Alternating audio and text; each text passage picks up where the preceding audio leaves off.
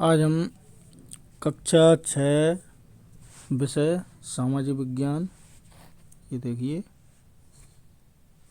सामाजिक विज्ञान का जो खंड का है भारत एवं विश्व, भूभाग एवं उनके निवासी के पाठ 1 पृथ्वी पर स्थानों की स्थिति के प्रश्नों के उत्तर लिखेंगे।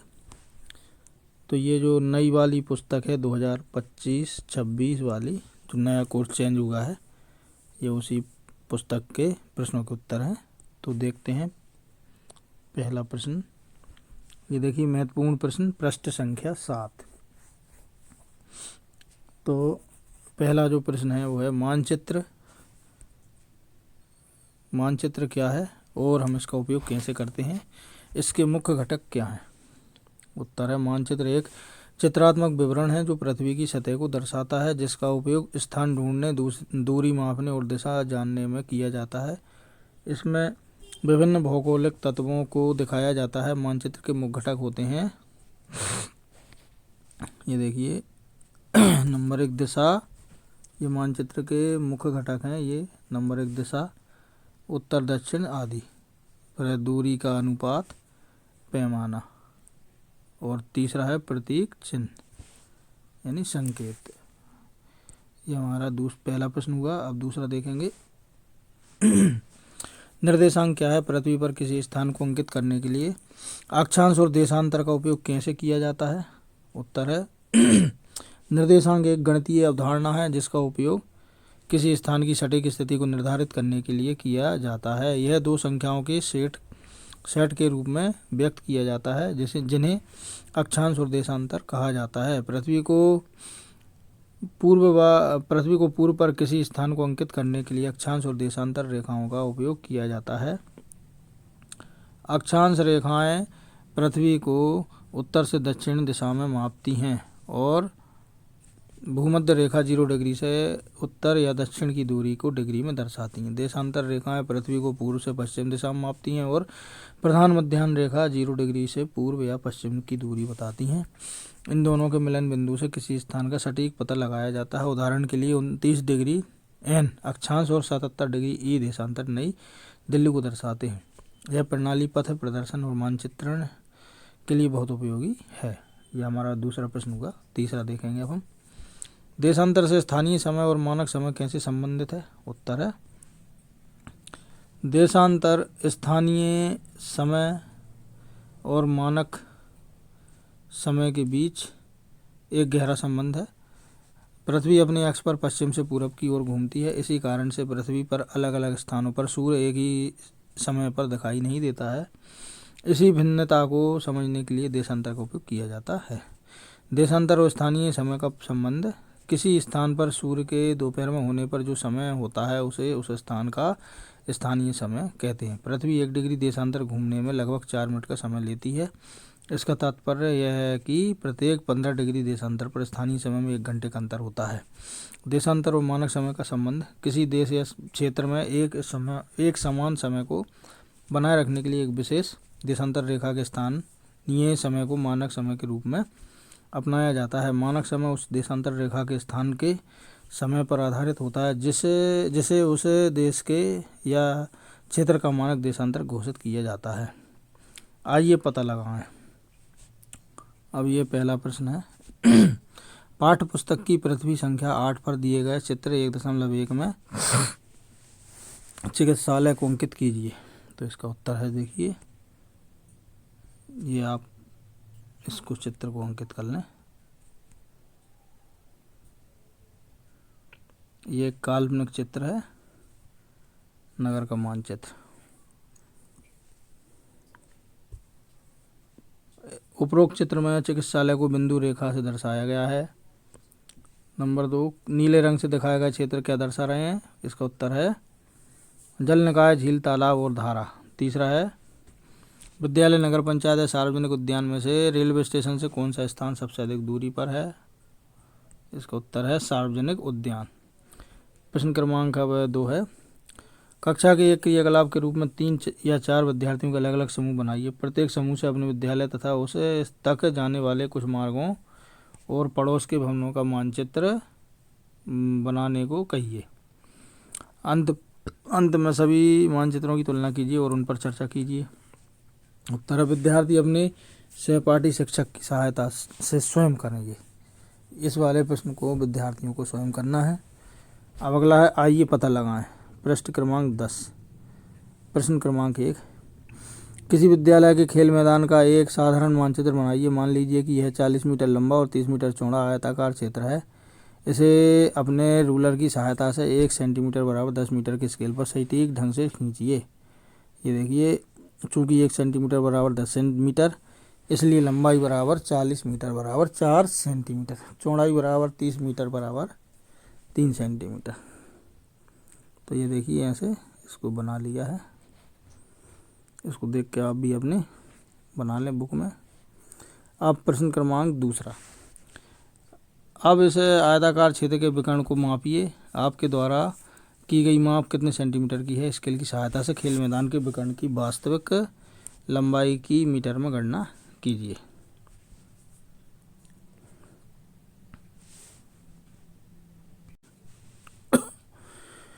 आयत का विकर्ण 5 सेंटीमीटर है, इसलिए यदि पैमाने के अनुसार 1 सेंटीमीटर पर 10 मीटर है तो 5 सेंटीमीटर बराबर 5 गुणा 10 मीटर बराबर 50 मीटर, अतः खेल के मैदान के विकर्ण की वास्तविक लंबाई बराबर 50 मीटर है। अगला प्रश्न है 3। लघु नगर के मानचित्र पर पुनः विचार कीजिए। नीचे दी गई सूची में सही और गलत कथनों की पहचान कीजिए। उत्तर है बाजार चिकित्सालय के उत्तर में, तो इसका उत्तर है गलत। दूसरा है संग्रहालय बैंक के सही दक्षिण पूर्व में है, इसका उत्तर है सही। रेलवे स्टेशन चिकित्सालय के उत्तर पश्चिम में, सही। झील आवासीय भवन के उत्तर पश्चिम में, गलत। प्रश्न क्रमांक 4 है अब, अपने विद्यालय को प्रारंभिक बिंदु मानते हुए क्या आप जानते हैं कि आपका घर लगभग किस दिशा में स्थित है? अपने शिक्षक और माता पिता से चर्चा कीजिए। उत्तर है विद्यार्थी अपने सहपाठी की सहायता से स्वयं करना है इसको। अब अगला प्रश्न, आइए पता लगाएं। पृष्ठ संख्या 11। अपने घर, विद्यालय और कुछ अन्य महत्वपूर्ण भू चिन्हों सहित अपने स्थान या अपने गांव का एक मानचित्र बनाइए।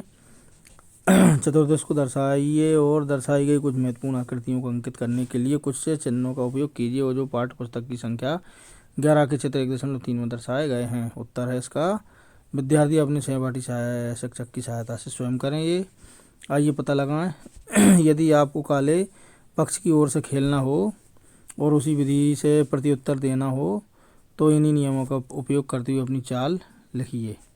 तो इसका उत्तर है पाठ्य पुस्तक पृष्ठ संख्या 12 पर दिए शतरंज बोर्ड पर काले पक्ष की ओर से खेलना हो तो रानी के मोहरे को 2 वर्ग आगे बढ़ाकर खेल शुरू कर दिया है। मोहरा घा 7 से घा 5 पर चला गया है। अब आइए पता लगाएं। पृष्ठ संख्या 16। यदि आपकी कक्षा में ग्लोब या मानचित्रावली में स्पष्ट रूप से अक्षांश और देशांतर अंकित है तो एक मुंबई, कोलकाता, सिंगापुर और पेरिस के अक्षांश और देशांतर के लगभग मान को लिखने का प्रयास कीजिए। उत्तर है मुंबई, कोलकाता, सिंगापुर और पेरिस के अक्षांश और देशांतर के लगभग मान निम्नानुसार हैं। मुंबई अक्षांश 19 डिग्री नॉर्थ, देशांतर 72 डिग्री ई। कोलकाता अक्षांश 22 डिग्री एन, देशांतर 88 डिग्री ई। सिंगापुर अक्षांश 1.3 डिग्री नॉर्थ, देशांतर 103 डिग्री ईस्ट। पेरिस अक्षांश 48 डिग्री एन, देशांतर 2 डिग्री ई। आइए पता लगाएं। एक दिन ढलती दोपहरी में 2 मित्र, एक पोरबंदर गुजरात में, दूसरा तिनसुकिया आसाम में बैठे हुए फ़ोन पर बातचीत कर रहे हैं। तिनसुकिया वाला मित्र कहता है कि असम में सूर्यास्त हो गया है और अब अंधेरा है, जबकि पोरबंदर वाला मित्र चकित होकर कहता है लेकिन यहाँ तो अभी भी दिन का प्रकाश है, बताइए कि ऐसा क्यों है। और कक्षा की एक गतिविधि के रूप में इन 2 शहरों के बीच स्थानीय समय के अंतर की गणना कीजिए। संकेत, पोरबंदर और तिनसुकिया के बीच देशांतर में 30 डिग्री के अंतर पर विचार कीजिए और इसके बाद उचित मान प्राप्त कर सकते हैं। उत्तर है पृथ्वी के गोलाकार आकार और इसके घूर्णन के कारण पृथ्वी अपने अक्ष पर पश्चिम से पूरब की ओर घूमती है, जिससे सूर्य का प्रकाश अलग अलग स्थानों पर अलग अलग समय पर पहुंचता है। यही कारण है कि पोरबंदर और तिनसुकिया के बीच सूर्यास्त का समय अलग अलग होता है। तिनसुकिया पूर्व में है, वहाँ सूर्य पहले उगता है और पहले अस्त होता है, जबकि पोरबंदर पश्चिम में होने के कारण वहाँ सूर्यास्त देर से होता है। स्थानीय समय में अंतर 1 डिग्री, देशांतर के बीच का समय अंतर 4 मिनट। पोरबंदर और तिनसुकिया के बीच 30 डिग्री का अंतर है, इसलिए 30 डिग्री बराबर 30 गुणा 4 मिनट बराबर 120 मिनट, अर्थात पोरबंदर का स्थानीय समय 311 से 2 घंटे पीछे है। यदि 311 में सूर्यास्त 5:30 बजे हुआ तो पोरबंदर में सूर्यास्त लगभग 7:30 बजे होगा। अब अगला है प्रश्न क्रमांक 2। गुजरात और असम में बैठे दो मित्र पुनः चर्चा करते हैं। इस उदाहरण का उपयोग स्थानीय समय और मानक समय के अंतर को स्पष्ट करने के लिए कीजिए। गुजरात और असम में बैठे मित्रों की चर्चा का उपयोग स्थानीय समय और मानक समय के अंतर को समझने के लिए किया जा सकता है। स्थानीय समय किसी स्थान के देशांतर के आधार पर सूर्य की स्थिति से निर्धारित होता है। मानक समय पूरे देश में एक समान होता है। गुजरात और असम दोनों भारत के हिस्से होने के कारण भारतीय मानक समय IST का पालन करते हैं, इसलिए दोनों राज्यों में घड़ी का समय समान दिखेगा। लेकिन असम का स्थानीय समय गुजरात से 2 घंटे आगे है, इसलिए असम में सूर्यास्त पहले और गुजरात में बाद में होगा। अब NCERT पाठ्य पुस्तक अभ्यास प्रश्न क्रमांक 1 है। इस पाठ्य पुस्तक के पृष्ठ 10 और अध्याय 5 में चित्र 5.2 के संदर्भ में 2.5 सेंटीमीटर बराबर 500 किलोमीटर का पैमाना लेते हुए नर्मदा नदी के मुहाने से गंगा नदी के मुहाने तक की वास्तविक दूरी की गणना कीजिए। संकेत: मानचित्र पर अपनी माप को एक सरल संख्या से पूर्णांकित कीजिए। उत्तर है इसका दिए गए पैमाने 2.5 सेंटीमीटर बराबर 500 किलोमीटर का उपयोग करके नर्मदा नदी के मुहाने से गंगा नदी के मुहाने तक वास्तविक दूरी गणना निम्नलिखित चरणों के अनुसार होगी। माना कि मानचित्र पर मापने पर हमें नर्मदा और गंगा नदी के मुहाने की बीच की दूरी 10 सेंटीमीटर मिलती है। ज्ञात है कि 2.5 सेंटीमीटर बराबर 500 किलोमीटर, इसलिए 1 सेंटीमीटर बराबर 500 किलोमीटर बटे 2.5 सेंटीमीटर। 10 सेंटीमीटर बराबर 500 किलोमीटर इंटू 10 सेंटीमीटर बटे 1 बटे 2.5 सेंटीमीटर, इनका गुणा करेंगे तो 2000 किलोमीटर आएगा। अब है प्रश्न नंबर 2। जब लंदन में दोपहर 12 बजे का समय होता है तो उसी समय भारत में साय के 5:30 बजते हैं, क्यों? उत्तर है लंदन और भारत के समय में अंतर उनके स्थानीय समय क्षेत्र और उनके देशांतर की वजह से है। लंदन 0 डिग्री देशांतर पर है, भारत 82.5 पूर्व देशांतर पर आधारित है। प्रत्येक 1 डिग्री देशांतर पर 4 मिनट का समय अंतर होता है। चूँकि भारत और लंदन के बीच 82.5 A degree minus 0 A degree बराबर 82.5 A डिग्री, 82.5 गुणा 4 मिनट बराबर 330 मिनट या 5 घंटे 30 मिनट। निष्कर्ष: जब लंदन में दोपहर 12 बजे का समय होता है तो भारत 5 घंटे 30 मिनट आगे होता है, अर्थात भारत में साय 5:30 बजे का समय होता है। हमें मानचित्र में प्रतीक चिन्हों और रंगों की आवश्यकता क्यों होती है? उत्तर है मानचित्र में प्रतीक चिन्हों और रंगों की आवश्यकता अधिक जानकारी को सरल और स्पष्ट बनाने के लिए होती है। ये अलग वस्तुओं, स्थानों और भौगोलिक विशेषताओं को आसानी से समझने में मदद करते हैं। प्रतीक चिन्ह रेल मार्ग, सड़कें, हवाई अड्डे या स्कूल जैसे स्थानों को पहचानने के लिए होते हैं। रंग भौगोलिक क्षेत्र दिखाने के लिए, जैसे नीला रंग पीले पानी के लिए, हरा रंग जंगल के लिए और भूरा रंग भूमि के लिए प्रयोग होता है। मानचित्र पर प्रयोग होने वाले प्रतीक चिन्ह और रंग अंतर्राष्ट्रीय स्तर पर मान्य होते हैं। अब प्रश्न क्रमांक 4। आपके घर या विद्यालय की 8 दिशाओं में क्या क्या स्थिति है, पता लगाइए। अपने घर या विद्यालय की 8 दिशाओं उत्तर पूर्व, पूर्व दक्षिण, दक्षिण पश्चिम, पश्चिम उत्तर पश्चिम में स्थित चीज़ों का पता लगाने के लिए एक के पास या सूर्य की मदद लें। सुबह सूर्य जहाँ उगता है वह पूर्व दिशा है, इसके विपरीत पश्चिम। पूर्व पश्चिम के बीच की दिशा उत्तर बाएं ओर और दक्षिण दाएं ओर होती है। जैसे उत्तर बराबर विद्यालय, उत्तर पूर्व बराबर मंदिर या पानी का स्रोत, पूर्व सड़क, दक्षिण पूर्व बाजार, दक्षिण स्कूल का मैदान, दक्षिण पश्चिम पास का खेल मैदान, पश्चिम बड़ी इमारतें, उत्तर पश्चिम चिकित्सालय। ये मैप के द्वारा भी समझाया गया है। ये देखिए,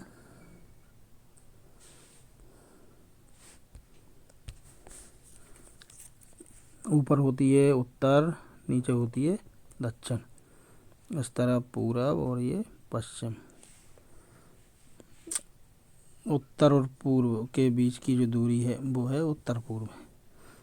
ये इस तरह से आप इसको देख के बना लें। विद्यार्थी अपने घर या विद्यालय के अनुसार स्वयं अपनी सूची तैयार कर सकते हैं। अब है प्रश्न क्रमांक 5। स्थानीय समय और मानक समय के बीच क्या अंतर है, समूह में चर्चा कीजिए और प्रत्येक समूह 100-150 शब्दों तक का एक उत्तर लिखें। उत्तर की तुलना कीजिए। उत्तर है स्थानीय समय और मानक समय के बीच अंतर इस प्रकार है। स्थानीय समय लोकल टाइम किसी स्थान का समय है जो सूर्य की स्थिति पर आधारित होता है। जब सूर्य किसी स्थान पर सीधा ओवरहेड होता है तो वह स्थान दोपहर 12 बजे का समय दर्शाता है। यह स्थान विशेष पर आधारित होता है, इसलिए अलग अलग स्थानों पर अलग अलग समय हो सकता है। मानक समय स्टैंडर्ड टाइम, यह पूरे देश के लिए एक समान होता है। इस देश के एक निश्चित देशांतर के आधार पर तय किया जाता है। भारत में 82.5 डिग्री पूर्व देशांतर को मानक समय का आधार माना गया है। नोट: प्रश्न के शेष भाग का उत्तर विद्यार्थी अपने सहपाठी शिक्षक की सहायता से स्वयं करें। प्रश्न क्रमांक 6 है, दिल्ली और बेंगलुरु के अक्षांश क्रमशः 29 डिग्री उत्तर और 13 डिग्री उत्तर हैं और उनका देशांतर लगभग 77 डिग्री पूर्व एक ही है। दोनों नगरों के बीच स्थानीय समय में कितना अंतर होगा? उत्तर है, स्थानीय समय का अंतर देशांतर के आधार पर होता है, ना कि अक्षांश के। चूंकि दिल्ली और बेंगलुरु का देशांतर लगभग समान है, 77 डिग्री पूर्व, इसलिए दोनों के बीच स्थानीय समय में कोई अंतर नहीं होगा। प्रश्न क्रमांक 7 है, निम्नलिखित कथनों पर सही या गलत का चिन्ह लगाइए और इसे एक या दो वाक्यों में समझाइए। पहला, अक्षांश के सभी समानांतरों की लंबाई समान होती है। उत्तर है, यह कथन गलत है। अक्षांश के सभी समानांतरों की लंबाई समान नहीं होती है। ये विषुवत रेखा 0 डिग्री अक्षांश पर सबसे लंबे होती है। जैसे जैसे हम ध्रुवों की ओर बढ़ते हैं, अक्षांश समानांतरों की लंबाई कम होती जाती है। ध्रुवों पर पहुंचकर ये एक बिंदु में सिमट जाती है। दूसरा है, देशांतर के एक या याम्योत्तर की लंबाई भूमध्य रेखा की आधी होती है। यह कथन गलत है। देशांतर रेखाओं की लंबाई भूमध्य रेखा की आधी नहीं होती। सभी देशांतर रेखाएं समान लंबाई की होती हैं और उत्तरी ध्रुव से दक्षिणी ध्रुव तक जाती हैं। प्रत्येक देशांतर रेखा मूल रूप से पृथ्वी की परिधि का आधा हिस्सा है। भूमध्य रेखा पृथ्वी के चारों ओर का सबसे बड़ा वृत्त है।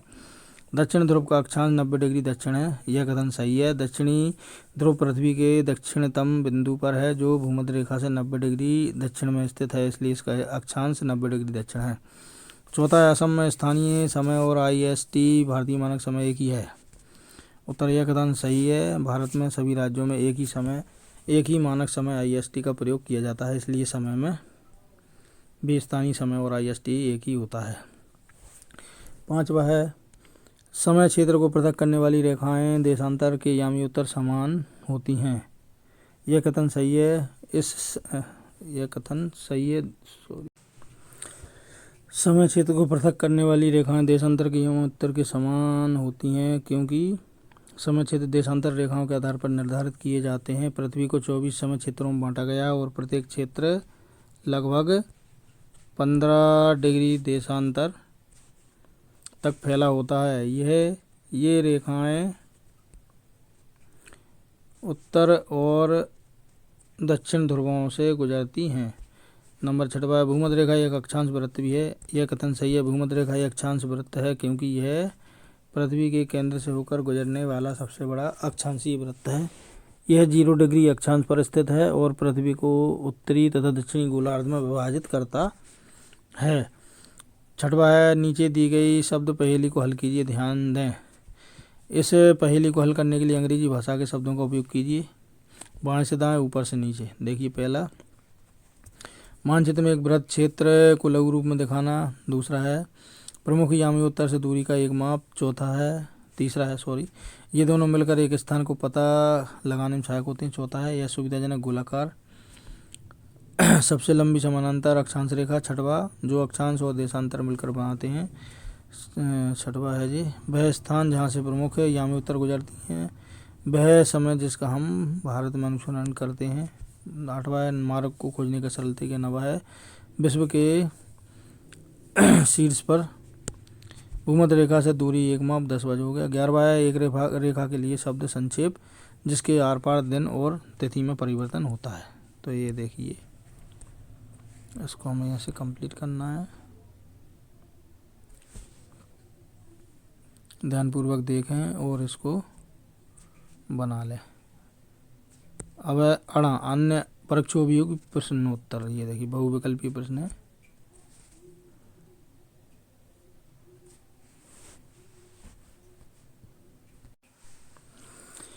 पहला प्रश्न है, मानचित्र में दिशाओं का निर्धारण किसके द्वारा किया जाता है? तो इसका उत्तर है दूसरा, दिशा सूचक।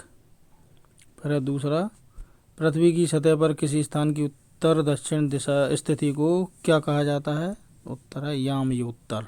तीसरे पर टिक कर लें। जो तीसरा है, फिर अक्षांश और देशांतर को मापने की इकाई क्या है? तो तीसरा है डिग्री। ध्रुवों का अक्षांश कितना होता है? इसका उत्तर है 90 डिग्री। तीसरा है इसका आंसर। 5वां है, निम्नलिखित में से कौन सी रेखा मानचित्र में 0 डिग्री अक्षांश को दर्शाती है? तो इसका उत्तर है दूसरा, भूमध्य रेखा। अब रिक्त स्थानों की पूर्ति कीजिए। पहला है पर्वत, नदियाँ और पठार दर्शाने वाला मानचित्र भौतिक मानचित्र कहलाता है। इसमें भौतिक लिख लें। फिर अगला प्रश्न दूसरा, पृथ्वी को 360 भागों में विभाजित करने वाली रेखाएं ये हो जाएंगी देशांतर रेखाएं। तीसरा है अंतर्राष्ट्रीय तिथि रेखा 180 डिग्री देशांतर पर स्थित है। ये भर लें। अब अगला प्रश्न एक अन्य प्रश्न में थीमेटिक मानचित्र क्या है? उत्तर है थीमेटिक मानचित्र पार्श्व किसी विशेष विषय जैसे जनसंख्या, जलवायु या संसाधन को दर्शाने वाला मानचित्र है। दूसरा है पृथ्वी का आकार किस आकार का है, किस प्रकार का है? इसका उत्तर है पृथ्वी का आकार पूरी तरह गोलाकार नहीं है, बल्कि इसे भू अंडाकार जियोड कहा जाता है। इसका अर्थ है कि पृथ्वी का आकार एक ऐसा गोलाकार है जो ध्रुवों पर थोड़ा चपटा और भूमध्य रेखा पर थोड़ा उभरा हुआ है। प्रश्न क्रमांक 3 है अक्षांश रेखाएं क्या हैं? ये कितने प्रकार की होती हैं? उत्तर है अक्षांश रेखाएं पृथ्वी की सतह पर उत्तर और दक्षिण की दिशा में स्थित काल्पनिक रेखाएं हैं जो भूमध्य रेखा के समानांतर होती हैं। इनसे किसी स्थान की उत्तरी या दक्षिणी स्थिति ज्ञात होती है। पृथ्वी पर कुल 181 अक्षांश रेखाएं होती हैं जिनमें 90 डिग्री उत्तरी, 90 डिग्री दक्षिणी और एक भूमध्य रेखा शामिल है। प्रश्न क्रमांक 4 अक्षांश का प्रभाव जलवायु पर कैसे पड़ता है? उत्तर है अक्षांश के आधार पर सूर्य की किरणों का कोण बदलता है। भूमध्य रेखा पर किरणें सीधी पड़ती हैं जिससे गर्म जलवायु होती है, जबकि ध्रुवों पर किरणें तिरछी पड़ती हैं जिससे ठंडी जलवायु होती है। 5वां प्रश्न है प्राइम मेरिडियन प्रधान देशांतर का क्या महत्व है? उत्तर है प्राइम मेरिडियन प्रधान देशांतर 0 डिग्री देशांतर रेखा है जो ग्रीनविच इंग्लैंड से होकर गुजरती है। इसे ग्रीनविच मीन टाइम GMT के लिए आधार माना जाता है और अन्य समय क्षेत्रों का निर्धारण इसी से किया जाता है। 6वां अंतर्राष्ट्रीय तिथि रेखा क्या है? उत्तर है अंतर्राष्ट्रीय तिथि रेखा 180 डिग्री देशांतर रेखा के पास स्थित होती है। इसे पार करते समय तिथि बदल जाती है। अगर आप इसे पश्चिम से पूर्व की ओर पार करते हैं तो एक दिन घट जाता है और अगर आप इसे पूर्व से पश्चिम की ओर पार करते हैं तो एक दिन बढ़ जाता है। ये देखिए, इसी के साथ हमारा अध्याय 1 यहाँ पर संपन्न होता है। यदि आपको हमारा ये वीडियो अच्छा लगा तो हमारे वीडियो को लाइक ज़रूर करें और हमारे चैनल को सब्सक्राइब भी करें। धन्यवाद।